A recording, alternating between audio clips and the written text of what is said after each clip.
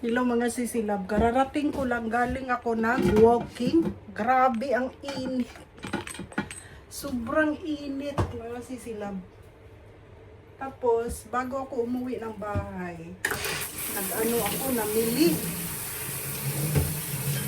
Grabe ka-init mga sisi. Pinakon ko yung aircon kasi sobrang init talaga. Naglakad ako tapos may nakita akong mga foreigner. Ambot, mga ito man to, mga parang Africa. Mga African.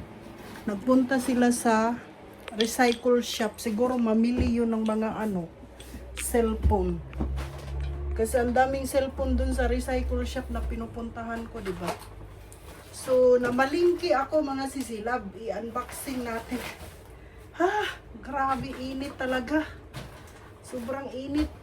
Kanina pa to nilagay ko siya sa baba kasi gusto kong mag-walking ba.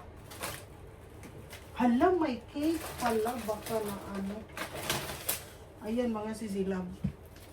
Kasi nung pa ako nung isang 1 week.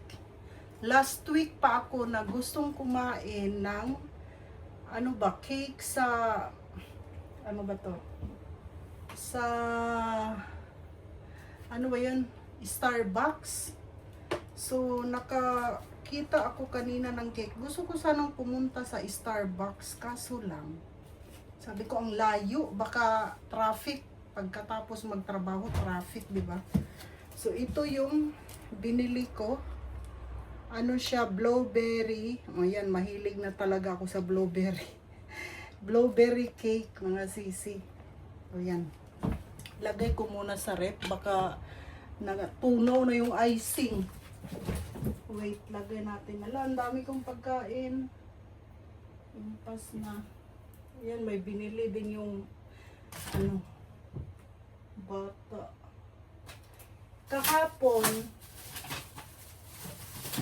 Kahapon mga sisilab. Hindi ko alam na nag-text pala siya, hindi ko alam.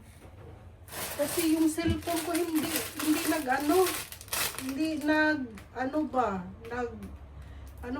nagre-ring. Iwan ko bakit ganon. Ayun, binili niya ng tea. Hala ka, iba lagi itong tea. Kailangan igaganon siya, oh. Tapos, wala lang yung ko. Sabi ko, kasi walang notification ba? Nanood ako ng palabas. Kay pag tingin ko kasi sila biglang tumawag. Tapos sabi niya, ay Chang, sabi niya ganun. Sabi ko, bakit? Sabi niya, punta naman tayo sa Nagutom daw siya mga sisilab. Sabi ko, bakit late ka naman tumawag? Uy, dapat kanina pa. Yung pala, ang dami. Nakadalawang miss call na pala siya mga sisilab. Ito yung natin. Nakadalawang miss call. Hindi ko pala nakita. Iwan ko ba sa cellphone natin, hindi siya nagre-ring. Basta iwan ko, yata yun. Namili tayo ng bihon. Hindi nag-ring. So, ang ginawa ko, sabi ko, sige punta. Sabi niya, gusto kong kumain ng sushi. Sabi ko, huy, late hours ka nang tumawag, bubuk ka. Sabi ko, ngayon ka pala talaga tumawag na, yung tawag nun? Tapos na kong kumain. Sabi niya, samahan mo ko. Sinamahan ko siya. Ayan, magprito tayo ng isda, mga sisilab. Kasi gusto ko talagang kumain ng isda. Prituhin natin. Isda to at saka baboy.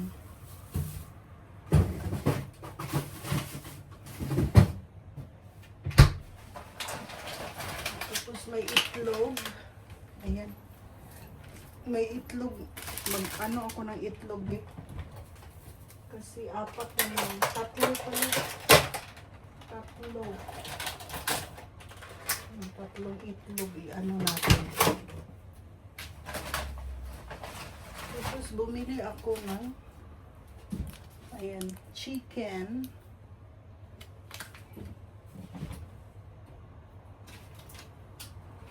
Kasi pag nag-walking ka pala mga sisi, nag-exercise ka, kailangan mong kumain ng manok. Ayan, bumili ako ng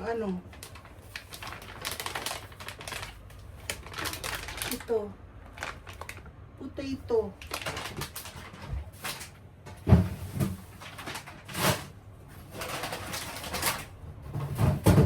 Kailangan mo palang kumain ng manok para magkaroon ka ng muscles. Ang nabayaran ko mga sisilab,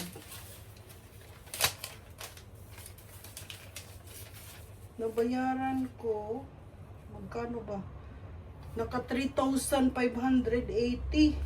na. Ang mahal na talaga ng mga bilihin. Ay, walang. Yan yung nabayaran ko. Ano ba kainin natin? Mag-itlog nga ako. Yan yung nabayaran natin. So, magluto muna ako ng itlog. Ay! Yung ito. Ano to? Ano? Ay, no. Wait.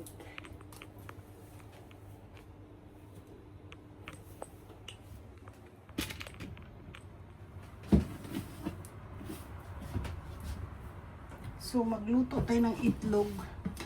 Kasi ilagay ko siya sa, ito yun, ilalagay natin dito. Tatlo lang. Gusto ko na yung natin, cellphone gamitin kasi siya, clear yung niya, diba? So, tatlo itlog.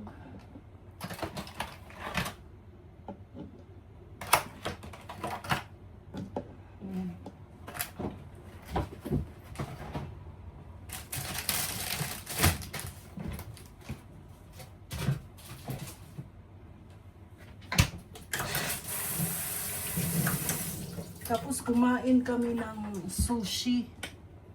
Sabi ko, ikaw na lang kumain ng marami kasi kumain kasi ako ng kanin. Ang sushi ko kanin, di ba? Kaya sabi niya, ano ba yan? Lagi na lang siya lang. Bakit daw ako hindi masyadong kumakain? Sabi niya ganon. Kasi late ka nang nag-text. Sabi ko ganun mga sisiro. Pag late ka talagang mag-text, hindi talaga ako pwedeng kumain na ng late kasi matutulog ba? Hindi ka na makatulog. Ganyan yung ko eh. Yung natin. So maglagay muna tayo ng pangalan. Yung pangalan talaga yung lalagyan ng basura ba? Kailangan may pangalan kasi baka may ilalagay ka, ibabalik sa'yo. Ganyan talaga dito mga sisilaw. Kaya kailangan may pangalan.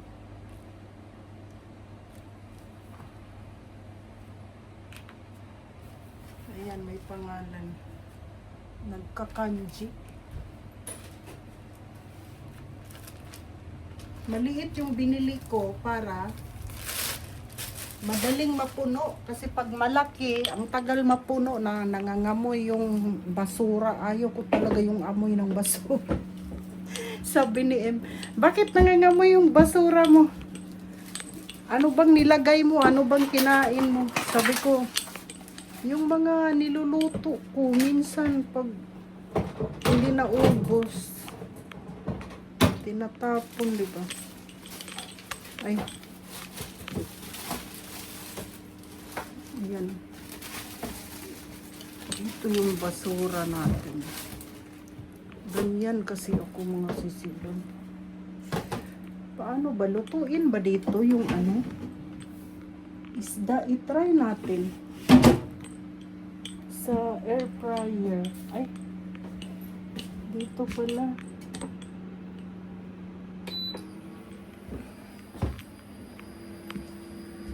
Ayan, wait lang. Ito yung gamit natin. Magprito ba? Ay! Ala, ang takip. Ay! Nahulog. Ah, nadamihan. Impas na. Ubos. Ubos na ang ating oil. Ay. Lagyan ko lang siya ng ano mga sisilab. Salt. Ayan.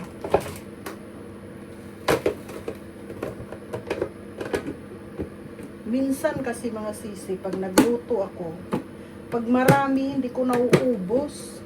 Kaya, ayan, naitapon ko tuloy sa, sa basurahan. Kaya sabi ko, ayaw ko nang magluto ng marami.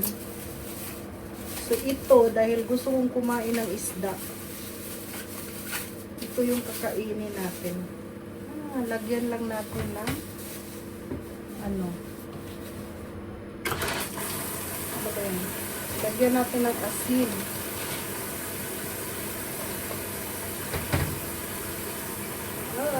Init ng tubig. Grabe naman po. Sa sobrang init ng panahon, pati tubig dito mainit. Ayan, lagyan natin ng asin. Minsan kasi mga sisilab, nagsawa ako sa manok. Gusto ko isda lagi ba. Kasi yan yung ano natin, yung isda. Ay, dapat nalagyan ng ganito, oh, kasi wala na siya. Kunti na lang.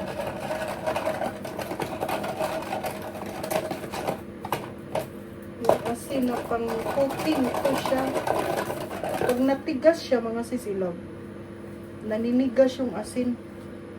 Pang cooking salt talaga siya. Grabe sa Japan, no? Ang daming kaartihan. Maging social ka dito sa Japan, mga sisilab. Pag tumira ka sa Japan, pati sabon, ang dami. Sabon sa kamay, sabon sa katawan. Iba-iba yung mga sabon dito. Sabi ko, ano ba yun? Sobrang social ng Japan. So, nilagyan ko na siya ng salt.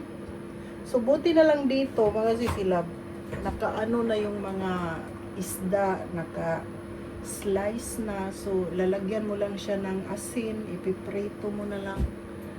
Ganon. Wait, mainit na ba? Parang uminit na. So, lagay lang natin. Hindi ko maipakita sa inyo. Okay. Wala. Katalsik na naman to, mga sisi. Lagyan natin ng pakit.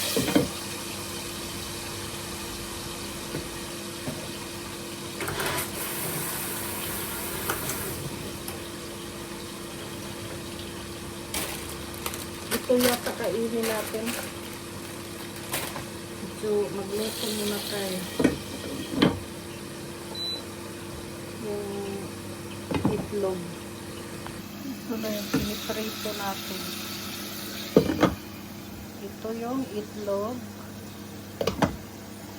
So, magawa tayo ng salad.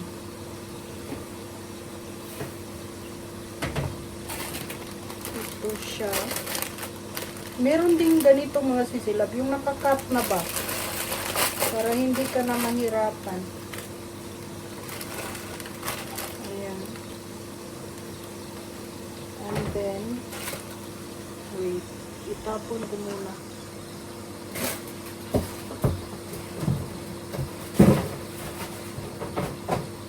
And then, plain na.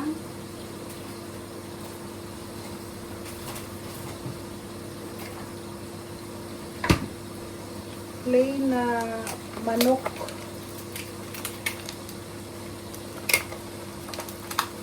Masarap kasi to kasi ano na siya, nakatimpla na siya mga sisilab. May timpla na. So kakainin mo na siya, ready to eat. Ganon siya.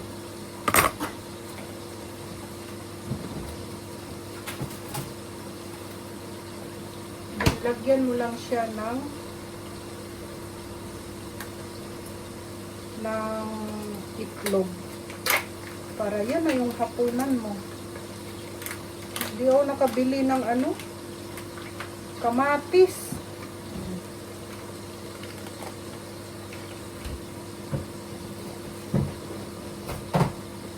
Hindi ako nakabili ng kamatis.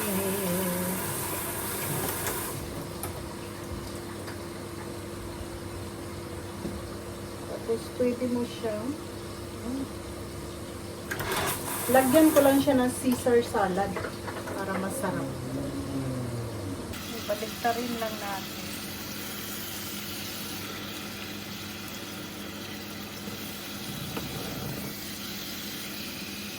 Ito yung gusto kong isda, mga sisilab. Iwan ko meron ba itong sa atin? Yung isda na to, ito yung pinakagusto ko sa lahat. Masarap siya, lalo na pag pinapaksiw, lalong masarap. Ko na alam ilang minutes yung pinaano ko sa itlog. So medyo tagal-tagalan muna natin. Mauni atong butangan ani. Mauna atong kanon mga sisilab. Kay dili ta mo kaog kanon kay ngano. Para di ta manambok. Sige na matagkaog kanon, makatambok mangud ang kanon mga sisilab. So, ito yung kakainin natin. Wait, kukunin ko yung tubig.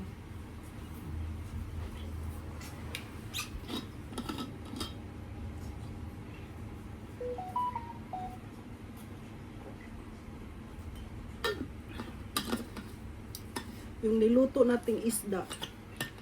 Parang napagod na siya mga sisilab. Wait lang. Parang mapagod na siya. Pagod na nga, oh.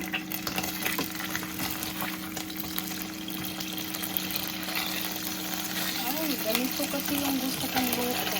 Kasi pagod-pagod. Off na nako mga sisilab kay kaon sa to eh. Itadakimasu.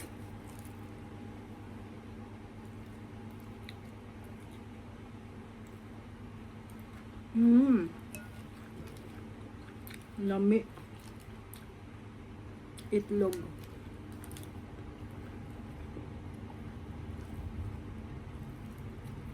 Masarap kasi yung itlog sa pang-diet natin.